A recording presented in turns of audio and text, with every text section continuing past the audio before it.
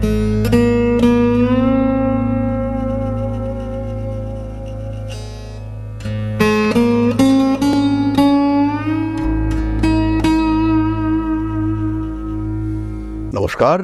Rishibani institute of Vedic অ্যাস্ট্রোলজির পক্ষ থেকে আমি শান্তনু আবার একটি বিশেষ আলোচনায়। ছোট্ট আলোচনা, ভীষণ অ্যাক্টিভ আলোচনা, জীবন বদলে দেওয়ার মতো আলোচনা। এর আগে আমরা বলেছিলাম শনিদেব আপনার জন্মকুণ্ডলিতে বলবান কিনা কিভাবে বুঝবেন, বা শনিদেব বলবান হলে কি ঘটতে পারে। আজকে আমরা আলোচনা করব সেই শনিদেব নিয়েই, এবং কিভাবে বুঝবেন আপনি আপনার জন্মকুণ্ডলিতে শনিদেব বলবান না দুর্বল অবস্থায় রয়েছে, কি কি ঘটনা ঘটছে আপনার সঙ্গে, কিভাবে বুঝবেন। মিলিয়ে নিন আপনার জন্মকুণ্ডলীর সঙ্গে, মিলিয়ে নিন আপনার দৈনন্দিন ঘটনার সঙ্গে। ভিডিওটা শেষ পর্যন্ত দেখুন, মোটামুটি 90% কথা আপনার জীবনের সঙ্গে মিলবে। যাই হোক, দেরি না করে আমরা শুরু করি আমাদের আজকের মূল টপিক, শনিদেব। শনিদেব কিন্তু একটি জাজমেন্টাল প্ল্যানেট, অর্থাৎ শনিদেব আমাদের প্রত্যেকটি বিষয়কে নিখুঁতভাবে জাজ করতে শেখায়।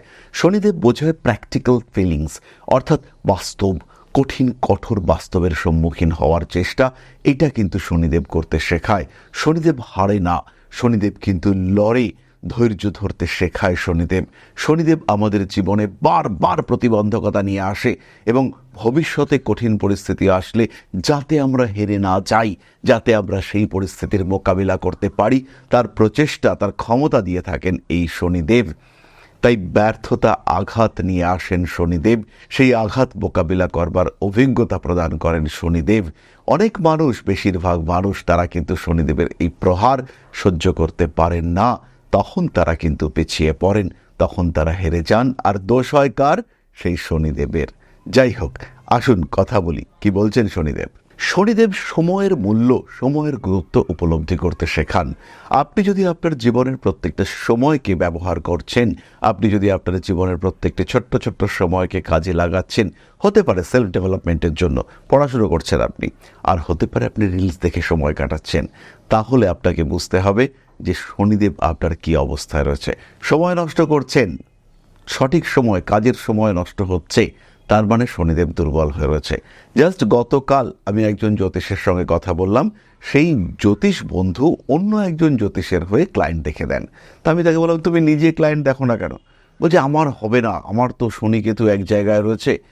এই যে সে তার জীবনের মূল্যবান সময়টা ট্রুলি নষ্ট করছে, টাকা পাচ্ছে, ভালোই টাকা পাচ্ছে, শুক্রের সাপোর্ট পাচ্ছে, কিন্তু তার যে অথেন্টিসিটি, তার যে সেলফ, তার যে নিজস্ব প্রচার, নিজস্ব প্রতিষ্ঠা, সেটা তো কোনোদিনই হচ্ছে না।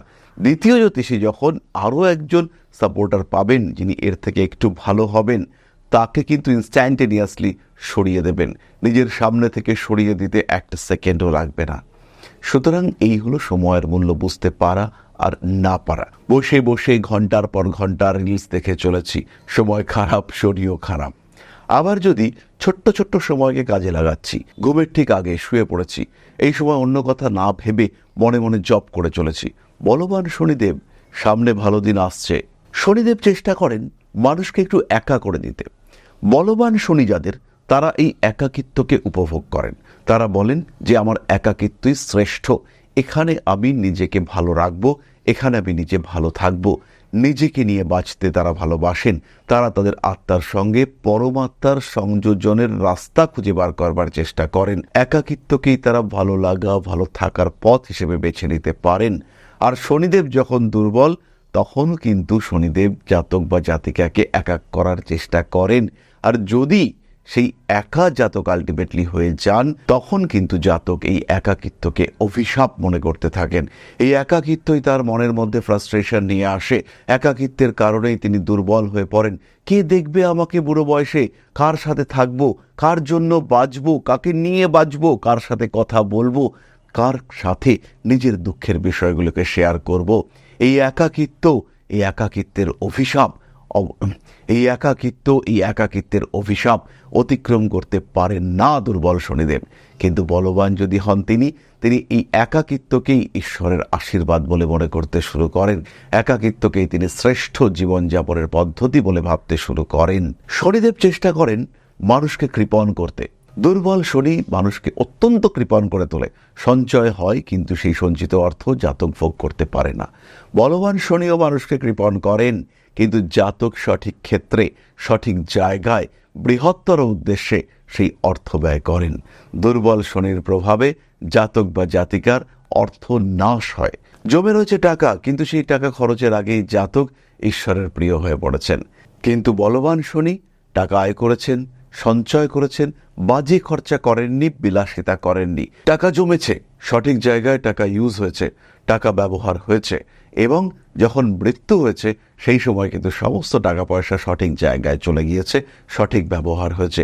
মরে যাওয়ার পরে প্রচুর মানুষ কাঁদছে, মানুষটা চলে গেল, আমার মেয়ের বিয়ের সময় এই করেছিল, আমার সন্তানের পড়াশোনার জন্য এই করেছিল, আমার বাচ্চা দুটোকে বসে বসে পড়িয়েছিল, বই খাতাও কিনে দিত, সেই মানুষটা চলে গেল। এরকম ঘটনা ঘটে যদি শনিদেব বলবান হন, মানুষ মৃত্যুর পরেও নাম করে। পরিশেষে আমি বলবো, দুর্বল শনি মৃত্যুকে ভয় পায়, কিন্তু বলবান শনি মৃত্যুকে জীবনের স্বাভাবিক ঘটনা হিসেবে ভাবতে চায়। বলবান শনি জানে আমাকে মরতে হবেই, কিন্তু দুর্বল শনি মৃত্যুকে ভয় পায়। বলবান শনি শ্মশানকে উপভোগ করে, কিভাবে মরব সেই মৃত্যুর পথ যেন ভালো হয়, মৃত্যুকালে যেন অতিরিক্ত কষ্ট না পাই, মরার সময় যেন পড়ে থাকতে না হয়, এটা বলবান শনির আকাঙ্ক্ষা। মৃত্যু আসুক, দ্রুত আসুক, শান্তিতে আসুক, আমি যেন প্রসন্ন মুখে সেই মৃত্যুকে বরণ করতে পারি।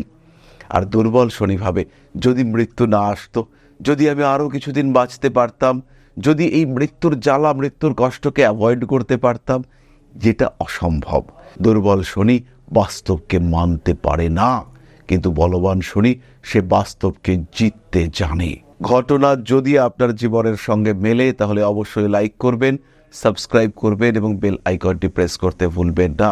জীবন কেমন চলবে, জীবন কিভাবে কাটবে, নিজের জীবন কি হতে চলেছে, কিভাবে পরিবর্তন করবেন বর্তমান পরিস্থিতিকে, কতটা পরিবর্তন করা আদৌ যেতে পারে, ভাগ্য কি ভালো হবে আপনার আদৌ, এই সমস্ত প্রশ্নের উত্তর পাওয়ার জন্য সরাসরি কল করুন আমাদের বুকিং নাম্বারে।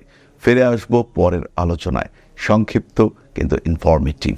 সবাই ভালো থাকবেন, সুস্থ থাকবেন। জয় মা আদিশক্তি। নমস্কার।